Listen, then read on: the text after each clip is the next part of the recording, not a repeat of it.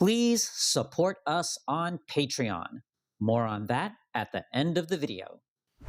In celebrity culture, we destroy what we worship. The commercial exploitation of Michael Jackson's death was orchestrated by the corporate forces that rendered Jackson insane. Jackson, robbed of his childhood and surrounded by vultures that preyed on his fears and weaknesses, was so consumed by self-loathing, he carved his African-American face into a Caucasian death mask. He hid his apparent pedophilia behind a Peter Pan illusion of eternal childhood. He could not disentangle his public and his private self. He became a commodity, a product, one to be sold, used, and manipulated.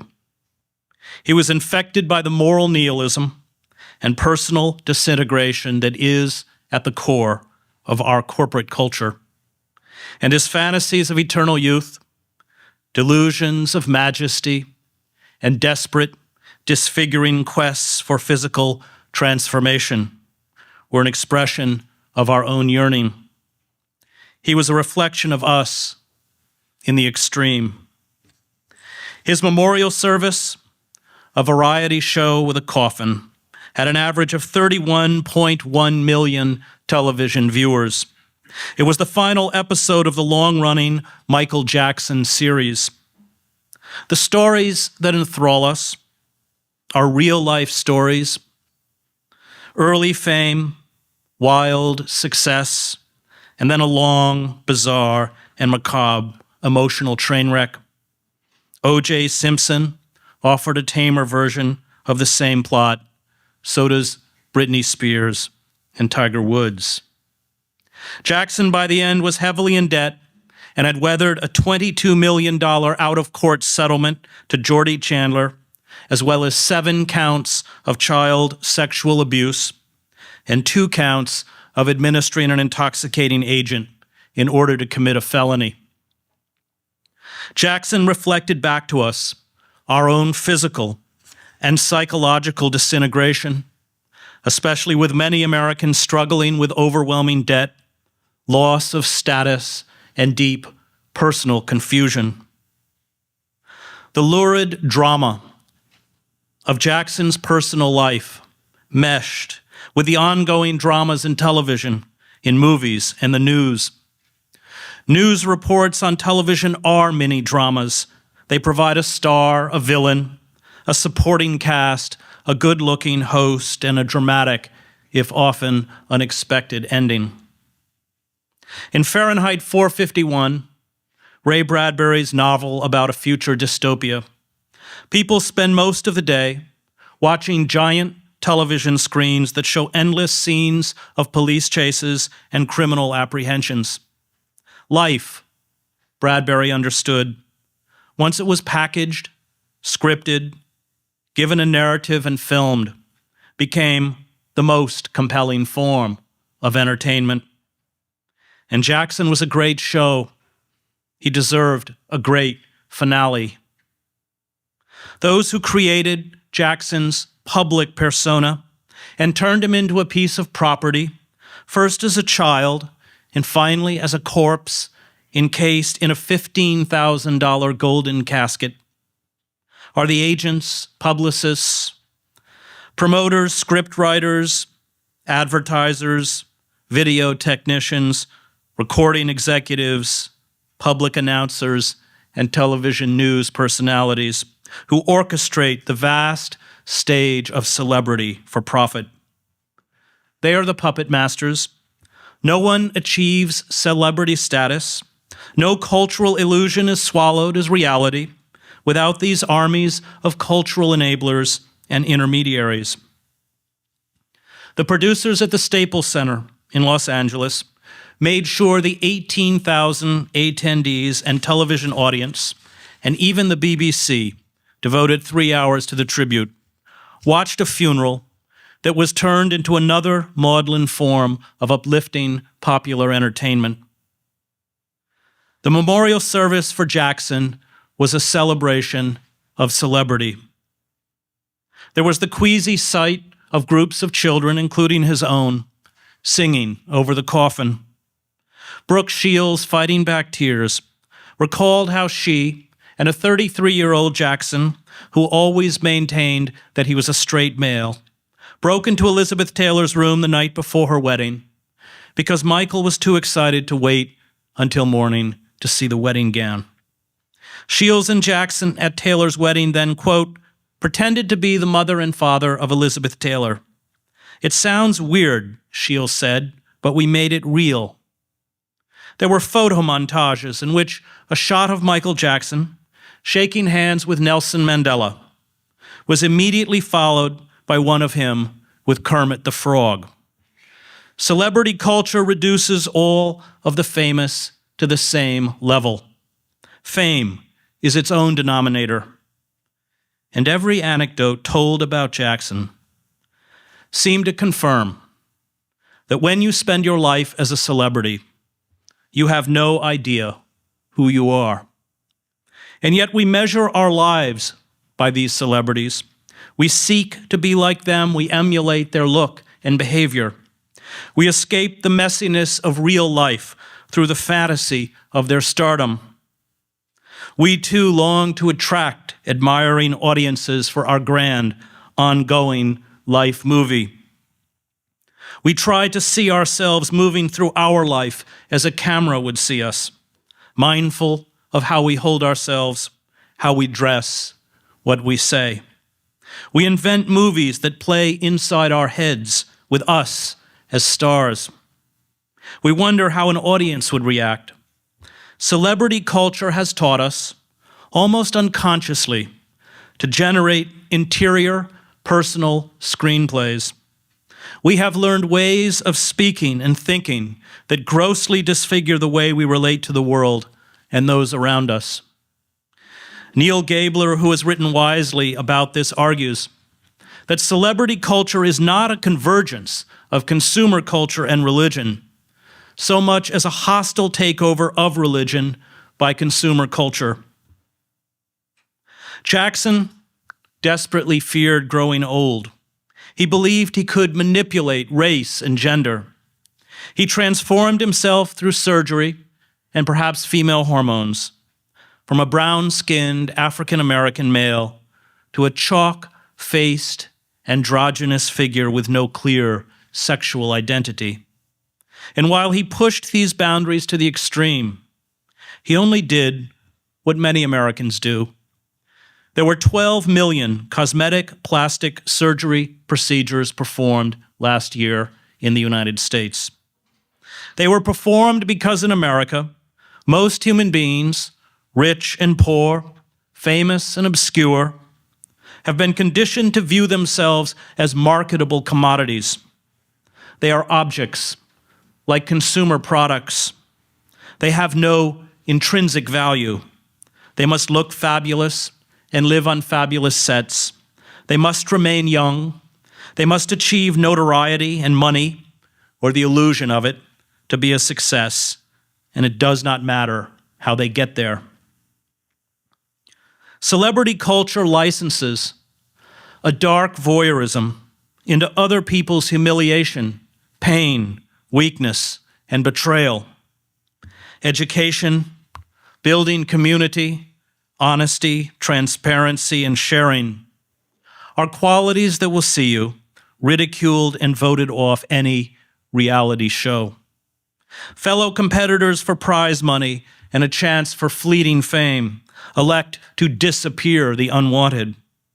In the final credits of the reality show, America's Next Top Model, a picture of the woman expelled during the episode vanishes from the group portrait on the screen. Those cast aside become, at least to the television audience, non-persons. Celebrities that can no longer generate publicity, good or bad, vanish. Life, these shows teach, is a brutal world of unadulterated competition and a constant quest for notoriety and attention. And our self-exaltation permits us to humiliate those who oppose us. Those who win are the best. Those who lose deserve to be erased. Those who fail, those who are deemed ugly, weak, or poor, are belittled and mocked. Human beings are used, betrayed, and discarded in a commodity culture, which is pretty much the story of Jackson's life. The cult of the self, which Jackson embodied, dominates our culture. This cult has within it the classic traits of psychopaths: superficial charm, grandiosity and self-importance, a need for constant stimulation, a penchant for lying, deception, and manipulation, and the incapacity for remorse or guilt.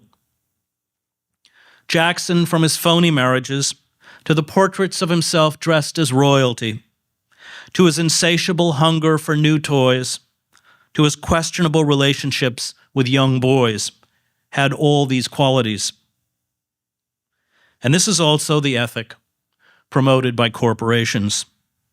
It is the ethic of unfettered capitalism. It is the misguided belief that personal style and personal advancement, mistaken for individualism, are the same as democratic equality. It is the celebration of image over substance. We have a right in the cult of the self to get whatever we desire. We can do anything, even belittle and destroy those around us, including our friends, to make money, to be happy, and to become famous. Once fame and wealth are achieved, they become their own justification, their own morality. How one gets there is irrelevant.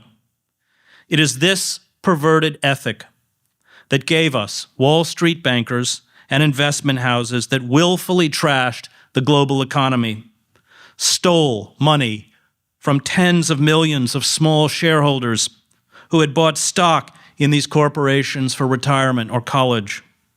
The heads of these corporations, like the winners on a reality television program, who lied and manipulated others to succeed, walked away with hundreds of millions of dollars in bonuses and compensation. The ethic of Wall Street is the ethic of celebrity. But the tantalizing illusions offered by our consumer culture are vanishing as we head towards collapse.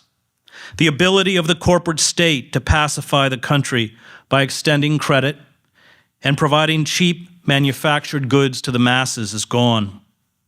The jobs we are shedding are not coming back, as Lawrence Summers tacitly acknowledges when he talks of a jobless recovery.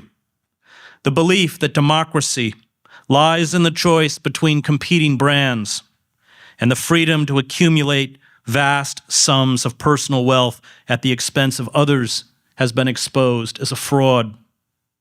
Freedom can no longer be conflated with the free market, and the travails of the poor are rapidly becoming the travails of the middle class, especially as unemployment insurance runs out. Class warfare, once buried under the happy illusion that we were all going to enter an age of prosperity with unfettered capitalism, is returning. How will we cope with our decline? Will we cling to the absurd dreams of imperial power and the fantasies of a glorious tomorrow? Or will we responsibly face our stark new limitations? Will we heed those who are sober and rational, those who speak of a new simplicity and humility in an age of imperial as well as material decline? Or will we follow the demagogues and charlatans who rise up in moments of crisis to offer fantastic visions of new glory? Will we radically transform our system to one that protects the ordinary citizen and fosters the common good, that defies the corporate state, that dismantles empire? Or will we employ the brutality and technology of our internal security and surveillance apparatus to crush dissent and drive us into a new dark age? In his book, Democracy Incorporated, Sheldon Wolin, who taught political philosophy at Berkeley and later at Princeton, uses the phrase inverted totalitarianism to describe our political system. Inverted totalitarianism, unlike classical totalitarianism, does not revolve around a demagogue or charismatic leader. It finds expression in the anonymity of the corporate state. It purports to cherish democracy, patriotism, and the Constitution, while manipulating internal levers to subvert and thwart democratic process. Political candidates are elected in popular votes by citizens, but are beholden to armies of corporate lobbyists in Washington or state capitals who author the legislation and get the legislators to pass it. A corporate media controls nearly everything we read, watch, or hear. It imposes a bland uniformity of opinion. It diverts us with trivia and celebrity gossip. In classical totalitarian regimes, such as Nazi fascism or Soviet communism, economics was subordinate to politics. Under inverted totalitarianism, the reverse is true, Wolin writes. Economics dominates politics. And with that domination comes different forms of ruthlessness. The Obama brand offers us an image that appears radically individualistic and new. This image inoculates us from seeing that the old engines of corporate power and the vast military-industrial complex continue to plunder the country. Brand Obama is about being happy consumers. We are entertained, we feel hopeful, we like our president, we believe he is like us. But like all branded products spun out from the manipulative world of corporate advertising, we are being duped into doing and supporting a lot of things that are not in our interest. What for all our faith and hope has the Obama brand given us?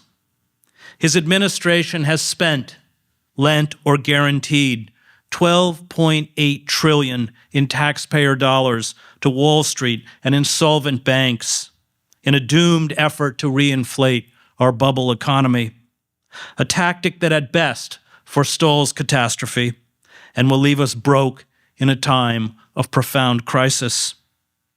Brand Obama has allocated nearly $1 trillion in defense-related spending and the continuation of our doomed imperial project in Iraq, where military planners now estimate that some 70,000 troops will remain for the next 15 to 20 years. Brand Obama has expanded the war in Afghanistan, including the use of drones sent on cross-border bombing runs into Pakistan that have left over 700 civilians dead since Obama took office. Brand Obama has refused to ease restrictions so workers can organize, and because of pressure from the for-profit healthcare industry, will not consider single-payer, not-for-profit healthcare for all Americans. And Brand Obama will not prosecute the Bush administration for war crimes, including the use of torture, and has refused to dismantle Bush's secrecy laws or restore habeas corpus. Corporations which control our politics no longer produce products that are different, but brands that are different. And Brand Obama does not threaten the core of the corporate state any more than did brand George W. Bush. The Bush brand collapsed. We became immune to its studied folksiness. We saw through its artifice. And this is a common deflation in the world of advertising. So we have been given a new Obama brand with an exciting and faintly erotic appeal. Benetton and Calvin Klein were the precursors to the Obama brand, using ads to associate themselves with risque style and progressive politics. It gave their products an edge. But the goal, as with all brands, was to fool passive consumers that a brand is an experience. The decline of American empire began long before the current economic meltdown or the wars in Afghanistan and Iraq. It began before the first Gulf War or Ronald Reagan. It began when we shifted, in the words of the Harvard historian Charles Mayer, from an empire of production to an empire of consumption. By the end of the Vietnam War, when the costs of the war ate away at Lyndon Johnson's Great Society, and domestic oil production began its steady, inexorable decline, we saw our country transformed from one that primarily produced to one that primarily consumed. We started borrowing to maintain a lifestyle as well as an empire we could no longer afford. We began to use force, especially in the Middle East, to feed our insatiable thirst for cheap oil. And the bill is now due. America's most dangerous enemies are not Islamic radicals, but those who sold us the perverted ideology of free market capitalism and globalization. They have dynamited the foundations of our society. In the 17th century, these speculators would have been hung. Today, they run the government and consume billions in taxpayer subsidies. These corporate forces will never permit real reform. It would mean their extinction. The oil and gas industry will never allow us to achieve energy independence. That would devastate their profits. Real reform would wipe out tens of billions of dollars in weapons contracts. It would cripple the financial health of a host of private contractors from Lockheed Martin to Boeing to Northrop Grumman, Raytheon, Halliburton, Blackwater, now renamed Z. And it would render obsolete the existence of the U.S. Central Command. It was Bill Clinton who led the Democratic Party to the corporate watering trough. Clinton argued that the party could ditch labor unions, no longer a source of votes or power, as a political ally. Workers, he insisted, would vote Democratic anyway. They had no choice. It was better, he argued, to take corporate money and do corporate bidding. By the 1990s, the Democratic Party, under Clinton's leadership, had virtual fundraising parity with the Republicans. Today, the Democrats get more. The legislation demanded by corporations, including the North American Free Trade Agreement, thrust a knife into the back of the American working class. NAFTA was peddled by the Clinton White House as an opportunity to raise incomes and prosperity of the citizens of the United States, Canada, and Mexico. NAFTA would also, we were told, staunch Mexican immigration into the United States. But NAFTA, which took effect in 1994, reversed every one of Clinton's rosy predictions. Once the Mexican government lifted price supports on corn and beans grown by Mexican farmers, those farmers had to compete against the huge agribusinesses in the United States. Many Mexican farmers were swiftly bankrupt. At least 2 million Mexican farmers have been driven off their land since 1994. And guess where many of them went?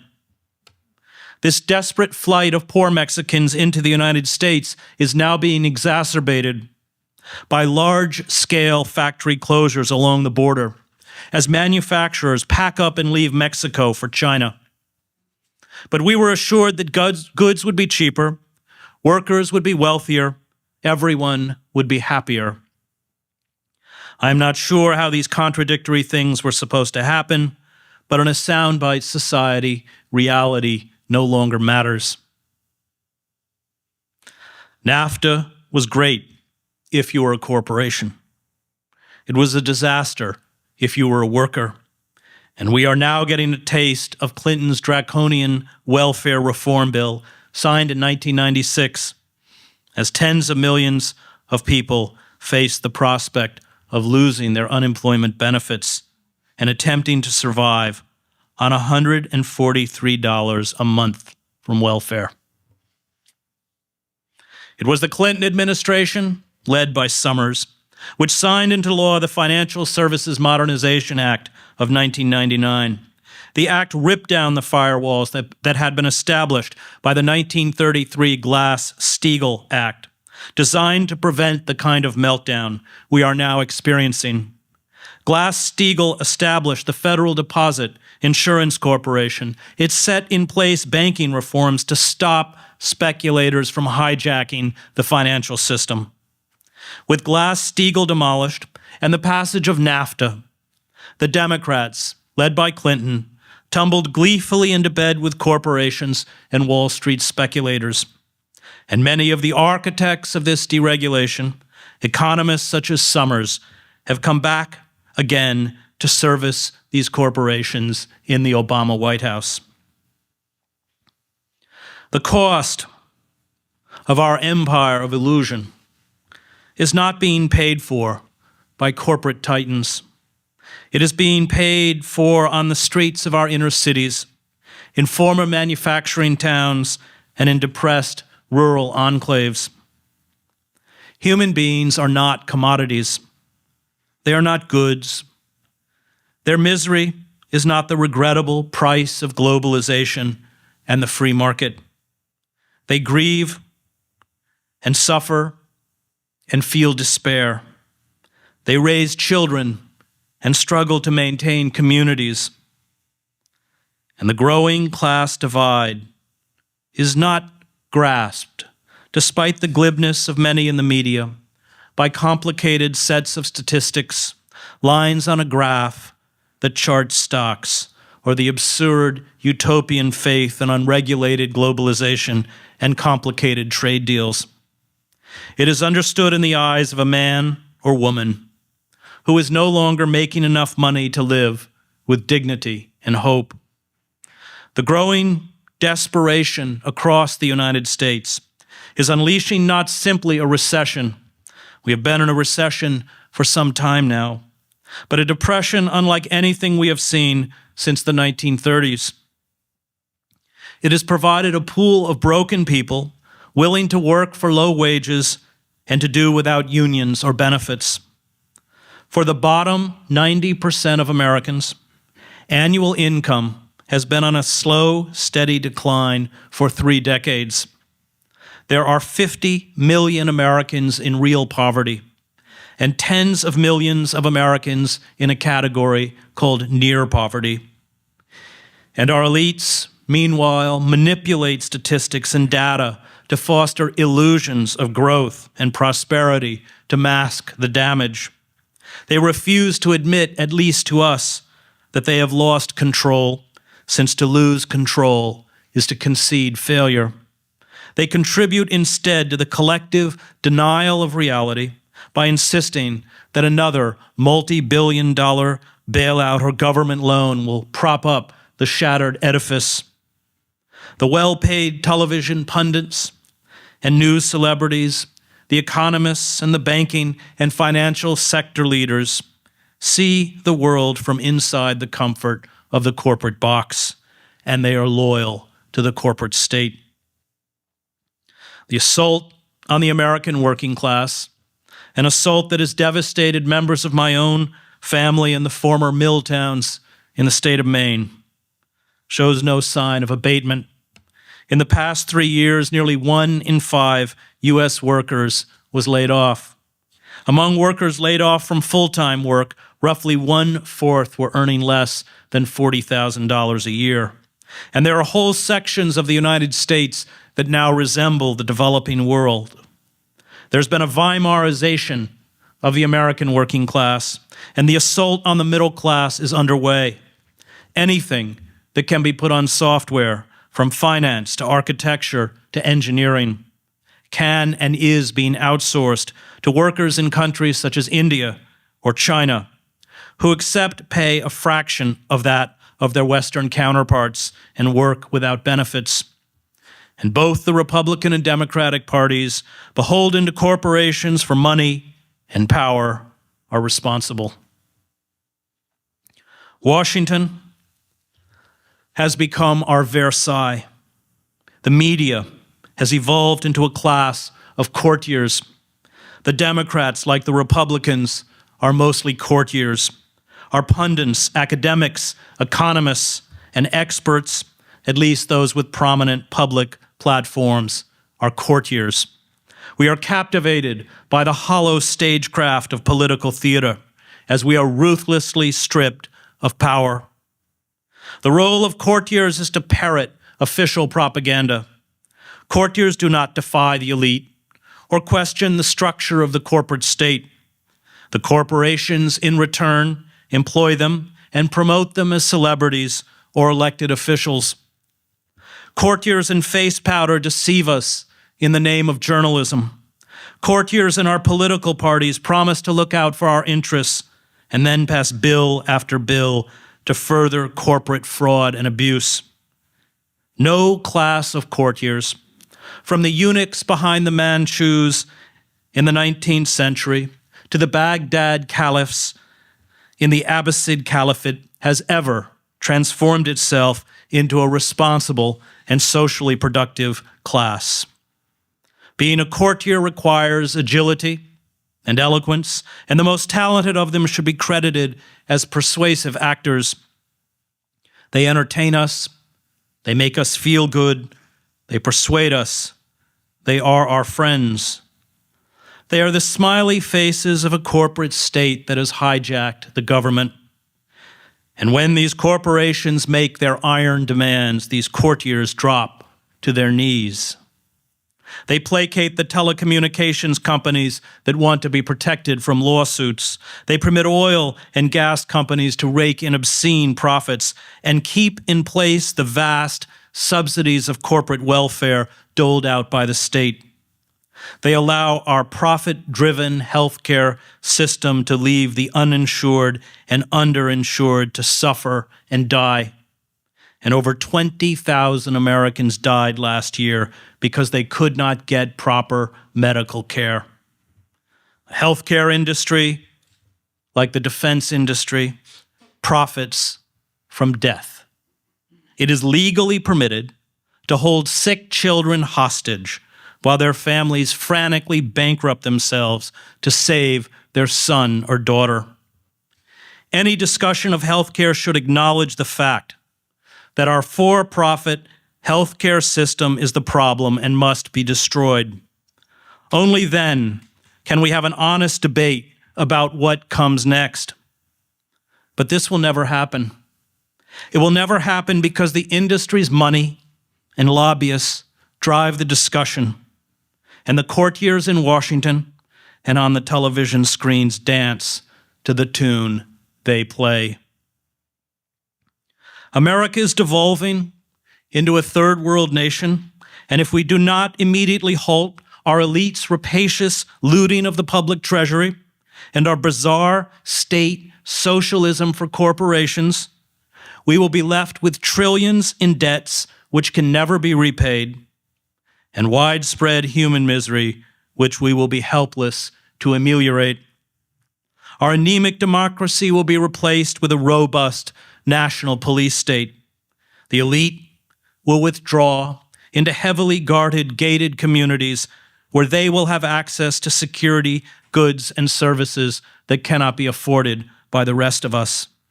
And tens of millions of people, brutally controlled, will live in perpetual poverty, a state of neo-feudalism.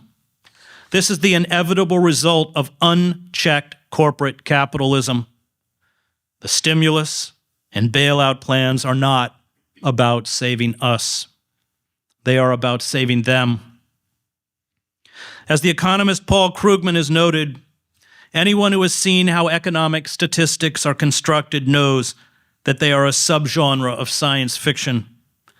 This science fiction has been steadily employed to camouflage our economic decline.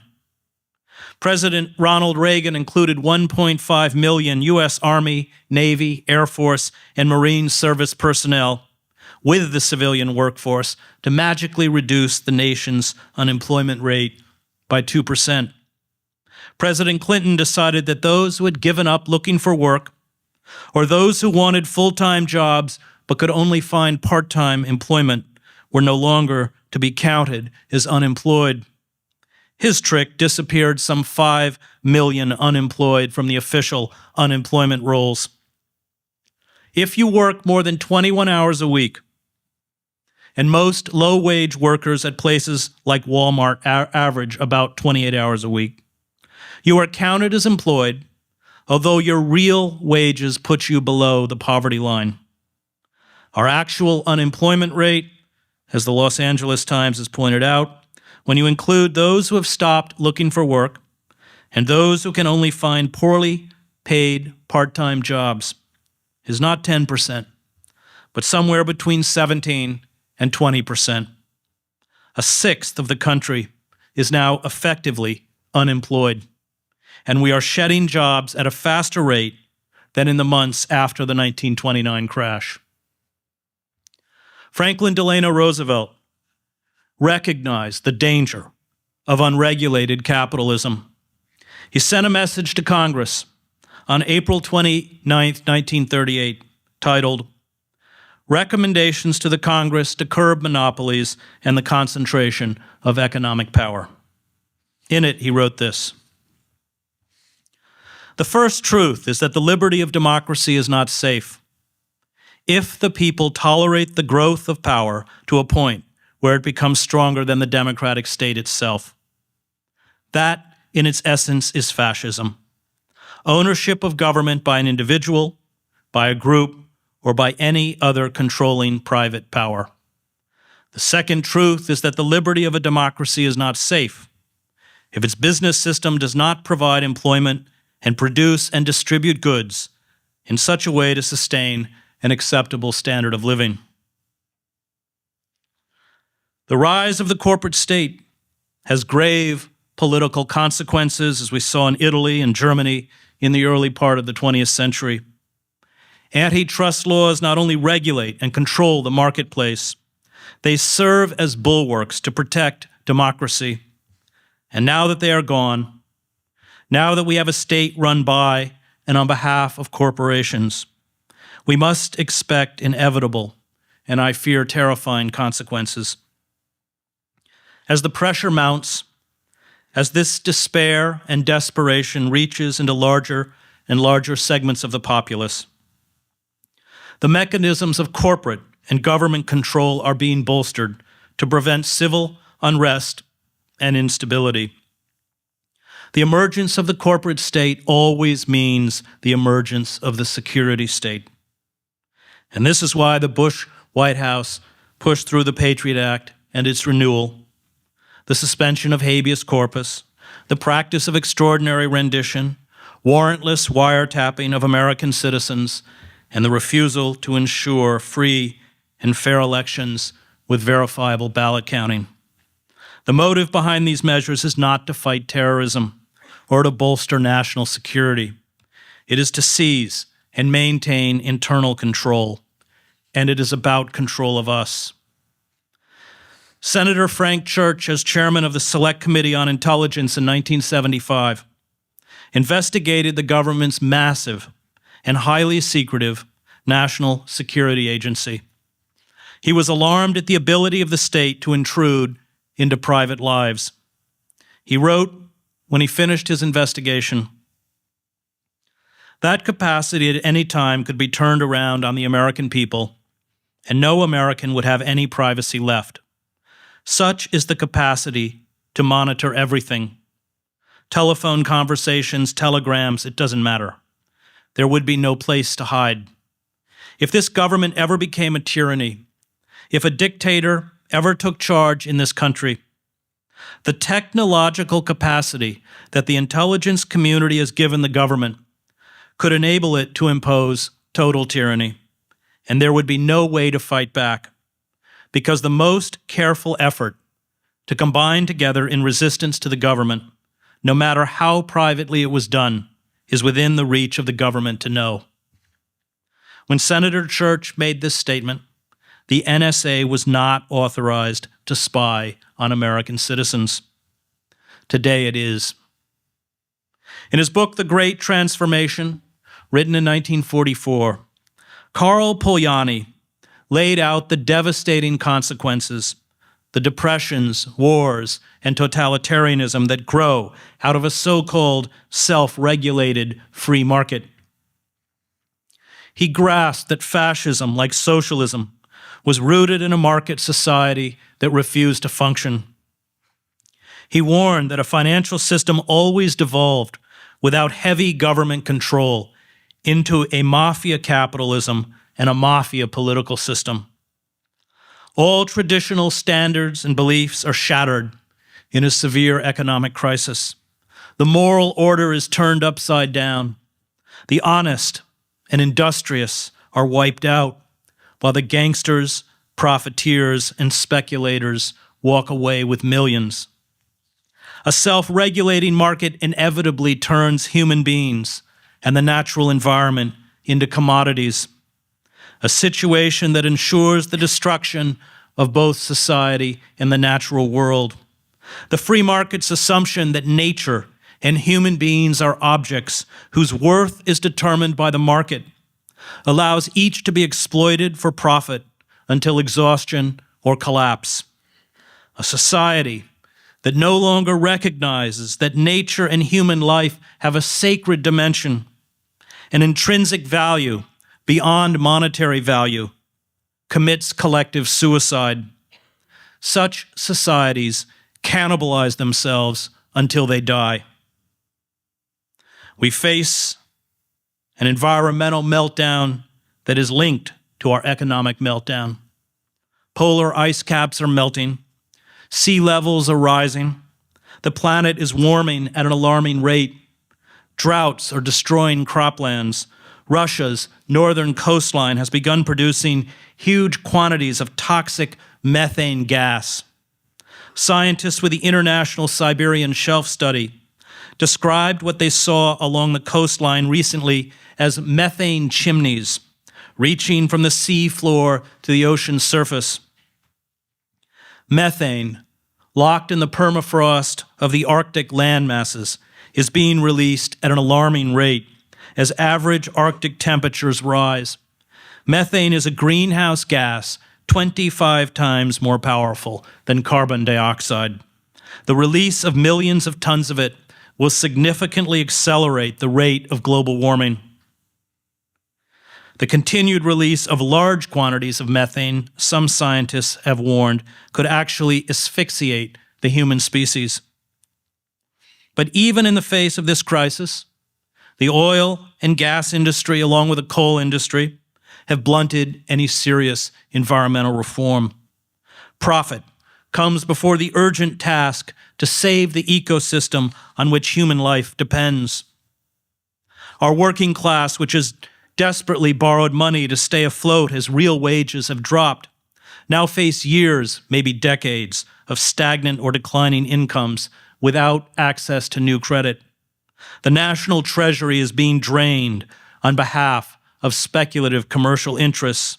The government, the only institution citizens have that is big enough and powerful enough to protect its rights, is becoming weaker, more anemic, and increasingly unable to help the mass of Americans who are embarking on a period of profound deprivation. We have been borrowing at the rate of more than $2 billion a day over the last 10 years. And at some point, it has to end. The moment China, the oil-rich states, and other international investors stop buying treasury bonds and walk away from the dollar, which now appears to be underway, we will have no choice but to allow the Federal Reserve to buy treasury bonds, in essence, printing money. And at that point, our currency will become junk. Inflation will rocket upward, and we will become Weimar Germany. A furious and sustained backlash by a betrayed and angry populace, one unprepared emotionally, intellectually, and psychologically for collapse, will sweep aside the Democrats and most of the Republicans. It was the economic collapse in Yugoslavia that gave us Slobodan Milosevic. It was the Weimar Republic that vomited up Adolf Hitler. And it was the breakdown in Tsarist Russia that opened the door for Lenin and the Bolsheviks. A cabal of proto-fascist misfits, from Christian demagogues to loudmouth talk show hosts, who we naively dismiss as buffoons, will find a following with promises of revenge and moral renewal. There are powerful corporate entities, fearful of losing their influence and wealth, arrayed against us. These anti-democratic forces, which will make an alliance with the radical Christian right and other extremists, will use fear, chaos, a hatred for the ruling elites, and the specter of left-wing dissent and terrorism to impose draconian controls to extinguish our democracy. And while they do it, they will be waving the American flag, chanting patriotic slogans, promising law and order, and clutching the Christian cross. Totalitarianism, George Orwell pointed out, is not so much an age of faith, but an age of schizophrenia. A society becomes totalitarian when its structure becomes flagrantly artificial, Orwell warned. That is, when its ruling class has lost its function, but succeeds in clinging to power by force or fraud. And force is soon all our elites will have left. And yet, mass culture assures us, even in the midst of catastrophe, that if we close our eyes, if we visualize what we want, if we have faith in ourselves, if we tell God that we believe in miracles, if we tap into our inner strength, if we grasp that we are truly exceptional, if we focus on happiness, our lives will be harmonious and complete. This cultural retreat into illusion, whether peddled by positive psychologists, Hollywood, or Christian preachers, is a form of magical thinking. It turns worthless mortgages and debt into wealth. It turns the destruction of our manufacturing base into an opportunity for growth. It turns alienation and anxiety into a cheerful conformity. It turns a nation that wages illegal wars and administers offshore penal colonies where it openly practices torture into the greatest democracy on earth. It is time to fight back against corporate culture in small and large ways.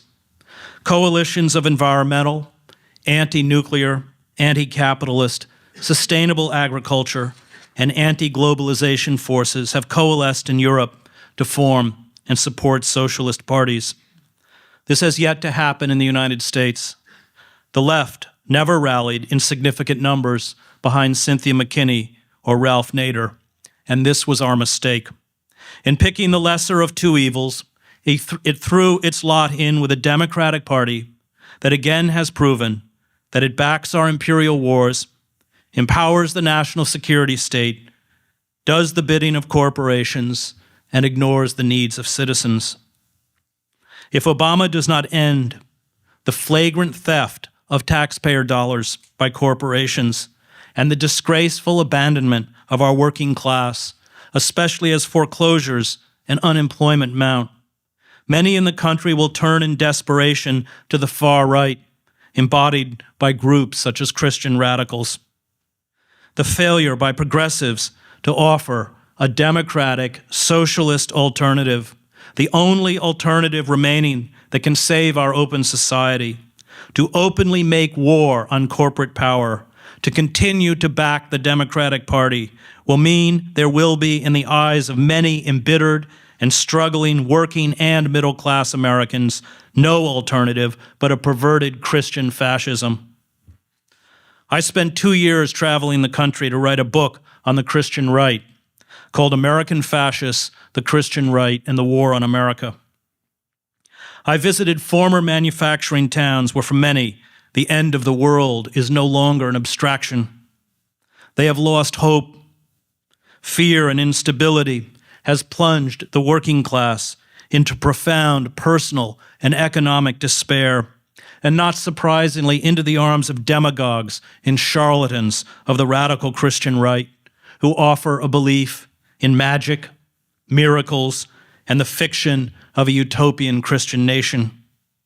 And unless we rapidly re-enfranchise these dispossessed workers back into the economy, unless we give them hope, our democracy is doomed. Democracies, as writers as ancient as Plutarch and Thucydides understood, cannot be sustained in oligarchic states.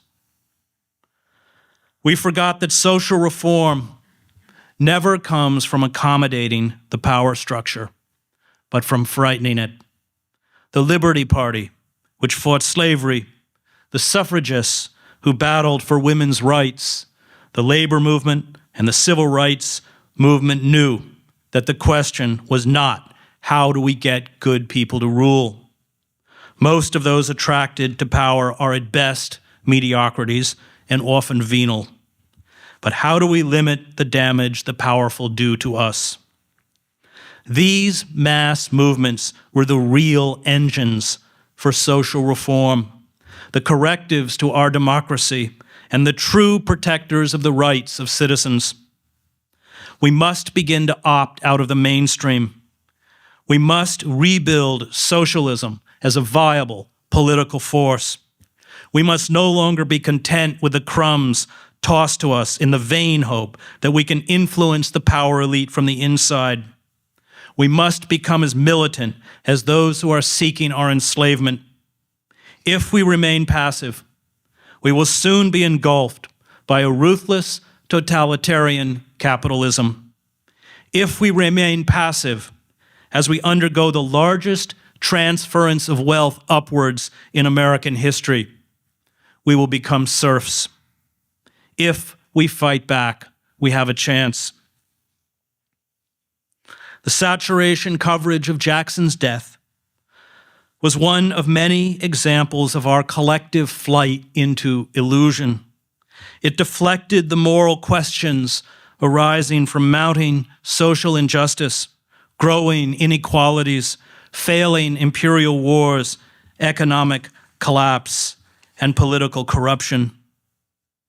As we sink into an economic and political morass, as we barrel towards a crisis that will create more misery than the Great Depression, we remain controlled, manipulated, and distracted by the celluloid shadows on the wall of Plato's cave. The fantasy of celebrity culture is not designed simply to entertain. It is designed to drain us emotionally, confuse us about our identity, blame ourselves for our predicament, condition us to chase illusions of impossible fame and happiness, and keep us from fighting back. And in the end, that is all the Jackson coverage was really about. Another tawdry and tasteless spectacle to divert a dying culture from the baying wolf at the gate. Thank you. If you want independent news and commentary and more, this is the place. This is Risky Edges. My name is Andres Chang. We have no corporate sponsorship. We have no corporate money. It's just me, my tech guys. So please support us. Help us blow this up by smashing that like button, commenting, sharing, subscribing, turn on bell notifications. Thank you very much. Please support independent media. Thank you. Please support us on Patreon. We put nothing behind a paywall. So if you support us on Patreon, you are also helping those who can't support us on Patreon. Link in the description. Thank you.